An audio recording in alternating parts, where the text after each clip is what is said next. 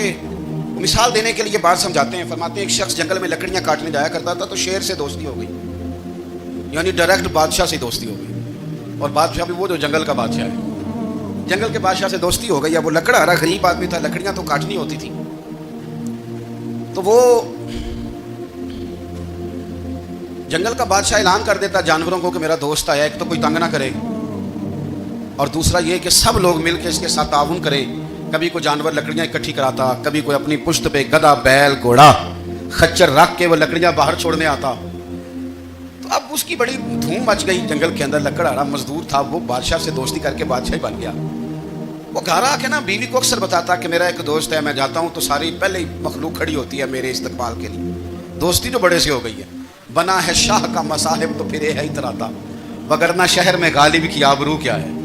ہمیں تو پوچھتا ہی کوئی نہیں, یہ تو بنا ہے شاہ کا مصاحب تو پھر ہے اتراتا, وگرنہ شہر میں غالب کی آبرو کیا ہے.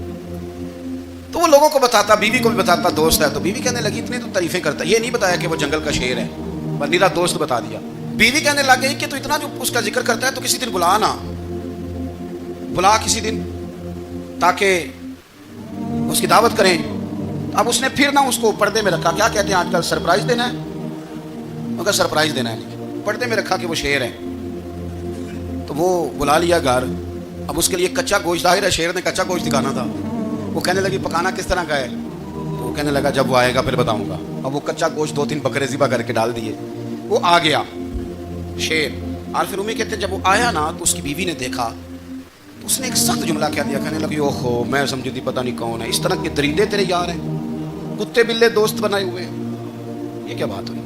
خیر وہ شیر نے سن لیا, گوشت کھایا, وہ چلا گیا. اگلے دن لکڑ آرا لکڑیاں کاٹنے گیا تو شیر نے ملاقات کرتے ہی لکڑ آرے سے کہا کہ یہ نا کلاڑی اٹھا اور میری پشت پہ نا ایک زخم کر دے. اس نے کہا نہیں میں یہ کام نہیں کرتا, تو میرا دوست ہے. اس نے کہا سن بھائی, میں نے پیار سے کہا ہے تو مان جا, ورنہ میں ہوں شیر, میں نے تجھ سے منوا ہی لینا ہے, میں کوئی تکلیف دوں گا مناسب نہیں, تو کر. اس نے کلاڑی اٹھائی اور اس کی پشت پہ ایک زور سے زخم لگا دیا, خون بہنے لگا. اس نے کہا تو نے آج کے بعد آنا ہے, لکڑیاں کاٹنی ہے, تجھے کوئی کچھ نہیں کہے گا, بس یہ ایک حکمت تھی جو میں نے کیا ہے. قصہ مختصر. وہ آتا رہا, لکڑیاں ملتی رہیں, خدمت بھی ہوتی رہی. 6-8 ماہ گزر گئے. ایک دن شیر اس سے کہنے لگا یہ میرے ذرا بال اٹھا کے دیکھ, وہ جو تو نے زخم لگایا تھا وہ کہاں پہ ہے. اس نے وہ بال اٹھا کے دیکھا تو زخم ملا ہی نہیں, کئی جگہ پہ ٹٹولا کا یار یہاں تھا یہاں تھا یہاں تھا. شیر نے پھر کیا کمال ہی جملہ کہا. اس نے کہا کہ وہ جو کلاڑی کا زخم تو نے لگایا تھا نا وہ مکمل ہو گیا, لیکن تیری بیوی کا جو لہجہ تھا اور اس کی جو تلخی تھی وہ آج تک میرے ذہن میں موجود ہے, وہ ابھی بھی مجھے تکلیف دیتی ہے. وہ بات سوچتا ہوں مجھے اس نے درندہ کہا, اس نے میرے بارے میں اتنے کچے اور کمزور اور سخت جملے کہے, تو وہ بات مجھے بھولتی, وہ آج بھی میرے ذہن میں اسی طرح گونجتی ہے. تلخ جملے جو اس نے کہے اور خوفناک جو انداز اس نے اختیار کیا, وہ بات مجھے کبھی بھی بھولتی.